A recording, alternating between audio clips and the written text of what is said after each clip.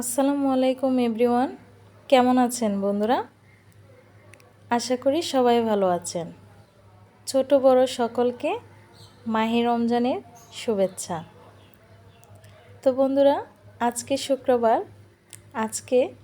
শুক্রবারে আমি একটি ব্লগ নিয়ে আপনাদের মাঝে হাজির হয়েছে। আজকের ব্লগটি একটু ভিন্ন ধরনের, আপনারা স্কিপ না করে দেখবেন। তো এখানে আজকে দেখতে পাচ্ছেন আমি শুরুতেই কতগুলো মাছ ধুয়ে নিচ্ছি। তো আজকে আপনাদের ভাইয়া বাজার করে নিয়ে আসছে। সে আজকে অনেকগুলো মাছ কিনে নিয়ে এসেছে। তো দুই ধরনের মাছ এনেছে, এক হচ্ছে তেলাপিয়া মাছ, আরেক হচ্ছে ব্রিকেট মাছ। তো আগে আমি এক ধরনের মাছ ধুয়ে নিয়েছি, আর এই মাছগুলো আমি একদিকে ধুয়ে রাখতেছি। আর এই পাশে আমার খালা টমেটো কাটতেছে। আমি আজকে তাকে হেল্প করতেছিলাম, কারণ যেহেতু আজকে বাজারের পরিমাণটা একটু বেশি, তাই আমি তাকে একটু হেল্প করতেছি। সে টমেটোগুলো কুচি কুচি করে কেটে দিচ্ছে, কিন্তু এগুলো রান্না করব আমি। খালা আমাকে প্রতিদিনই সব কিছু রেডি করে দেয়, ধুয়ে পরিষ্কার করে গুছিয়ে দেয়, আমি রান্না করি। তো আপনাদেরকে বলে রাখি, আমাদের খালাও অনেক ভালো রান্না করতে জানে। তো আমি ওনাকে দিয়ে রান্না করাই না, বেশিরভাগ সময়ই আমি নিজেই রান্না করি। তো দেখেন, টমেটোগুলো কুচি কুচি করে কাটা হচ্ছে। এই টমেটোগুলো এভাবে কাটার কারণ হচ্ছে আমি আজকে আবার কাজি রান্না করব। কাজির রেসিপিটা করতে হয় মাছের মাথা দিয়ে। তো এগুলোতে টমেটোর পরিমাণ বেশি লাগে, তাই আমি টমেটোর পরিমাণটা একটু বাড়িয়ে দিলাম। আর এই পাশে এই মাছের মাথা দুটা আমি ধুয়ে নিচ্ছি। এগুলো আমি আবার অন্য কেউ ধুলে আমার পছন্দ হয় না। মাছের মাথা আমি নিজে সুন্দর করে পরিষ্কার করে ধুয়ে নিই, কারণ মাছের মাথার মধ্যে বেশি ময়লা থাকে, পিছলা পিছলা একটা আবরণ থাকে, এটা ধুয়ে ফেলতে হয় ভালো করে। তাই আমি নিজের হাতে ধুচ্ছি। আর এই পাশে মাছগুলো ধুয়ে খালার কাছে দিয়েছে। খালা এগুলো হলুদ দিয়ে মেখে ফ্রিজে রেখে দিবে। তো এর জন্য উনি একটু হলুদের পরিমাণটা বেশি দিচ্ছে। তো এখানে একটা টিপস হচ্ছে, আপনারা মাছ হালকা একটু ধুয়ে তারপর হলুদ দিয়ে মেখে রাখবেন, তাহলে মাছের টেস্টটা থাকে। মাছটা খেতে ঠিক তাজা মাছের মতোই লাগে, ফ্রিজে রাখলে তেমন খারাপ লাগে না। আর এই পাশে খালা পুদিনা পাতাগুলো পরিষ্কার করে রাখতেছিল, আর এদিকে ধনে পাতাগুলো পরিষ্কার করে রেখেছে, আর এই পাশে রেখেছে কাঁচামরিচ। এই সবগুলো খালা পরিষ্কার করে রেখে দিয়েছে, এরপর ফ্রিজিং করে রেখে দেব। তো আমাদের কাটা বাছা প্রায় শেষ। তো এখন আমরা আস্তে আস্তে রান্নার কাজটা শেষ করে ফেলব। তো ইফতারিতে পুদিনা পাতা আমার খুব পছন্দ, তাই পুদিনা পাতাটা প্রতিদিনই আমি নিয়ে আসি, কারণ এটা তাজা তাজা খেতে ভালো লাগে।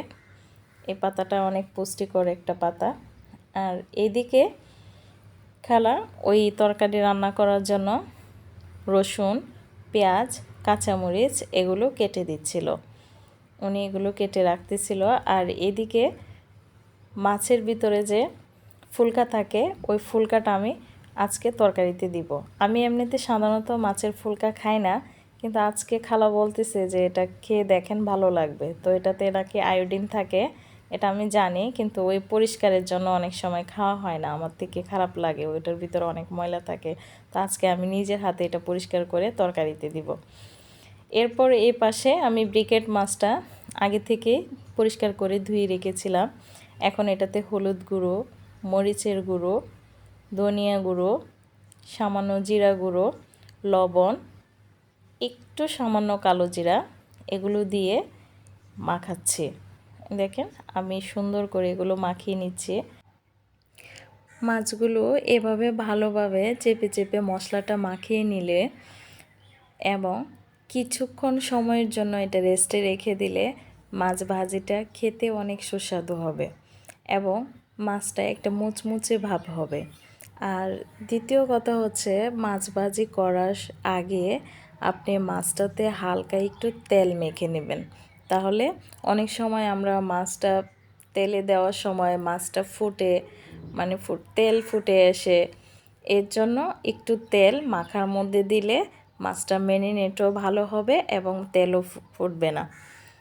এই হচ্ছে কথা। এই দেখেন আমি সবগুলো মাছ আমার এভাবে মাখানো হয়ে গেছে। আমি একটা একটা করে মাছ এভাবে মাখিয়ে দিয়েছি। আর আমার মনে হচ্ছিল লবণটা একটু কম হয়েছে, তাই দ্বিতীয়বার আমি আরেকটু লবণ দিয়ে এটা ভালোভাবে মেখে নিয়েছি। দেখেন মেখে নিচ্ছি। তো মাছ ভাজিটা আমার কাছে খুবই ভালো লাগে। আমার বাসায় সবাই আমার হাতের মাছ ভাজি খেতে অনেক পছন্দ করে। আর এই পাশে কাজি রান্না করার জন্য আমি পেঁয়াজ মরিচ তেল বাগারে দিয়ে আমি এখন টমেটোটা বোনা করে নিচ্ছি। টমেটোটা আমি একটু খুব ভালোভাবে বোনা করে নেব। এর মধ্যে আমি মাছের ফুলকাগুলো দিয়ে দিয়েছি, এগুলো সহ একটু বোনা করে নিচ্ছি, কারণ টমেটোটা হালকা একটু বোনা করে নিলে তরকারিটা ভালো হবে। এ দেখেন এখন আমি মাছের মাথাগুলো দিয়ে দিয়েছি। মাছের মাথাগুলো দিয়ে আবার কিছুক্ষণের জন্য কষিয়ে নিব।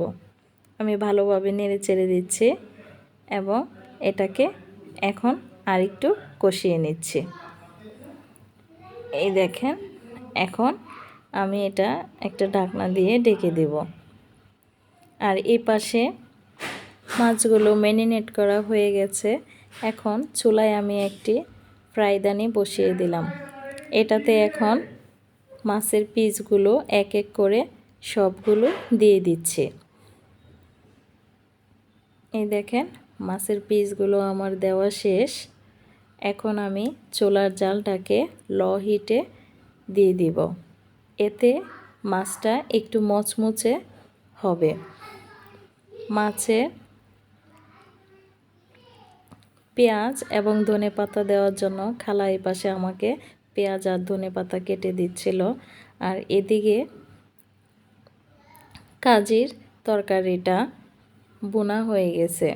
এখন আমি এটাতে ঝোল দিয়ে দিব। আমি আবারও একটু নেড়ে চেড়ে এটাতে ঝোল দিয়ে দিচ্ছি। এই দেখতে পাচ্ছেন দেখতে কত সুন্দর লাগছে। এটা খেতে অনেক টেস্টি লাগবে। আর এদিকে মাছের ভাজিটা আমি উল্টিয়ে দিয়েছি। মাছটা বাদামি কালার করে ভেজে নিয়েছি। ওই পিঠটাও আমি বাদামি কালার করে ভেজে নেব। তো কাজের তরকারিটা হয়ে গেছে। আমি লাস্টে ধনেপাতা দিয়ে এটা নামিয়ে নিয়েছি। এদিকে মাছগুলো ভাজার পর মাছগুলো একটা প্লেটে তুলে নিয়েছি। আর ওই ফ্রাইদানিতেই আমি পেঁয়াজ আর ধনেপাতা একসাথে ভেজে নিচ্ছি। দেখেন পেঁয়াজ আর ধনেপাতা ভাজা হয়ে গেছে। এখন আমি মাছগুলো ওইটার উপরে দিয়ে রেখেছি, সাথে কয়েকটা কাঁচামরিচ দিয়েছি। আর এ পাশে সন্ধ্যা ইফতারি করার জন্য আমি একটু বুট ভেজে নিয়েছি। ছোলা বুটটা হালকা ভেজে রেখে দিয়েছে, খাওয়ার আগে আবার একটু ভেজে নিব। তো আমার এই ব্লগটা যদি আপনাদের কাছে ভালো লাগে তাহলে অবশ্যই সবাই লাইক কমেন্ট শেয়ার করে আমার পাশে থাকবেন। আল্লাহ হাফেজ।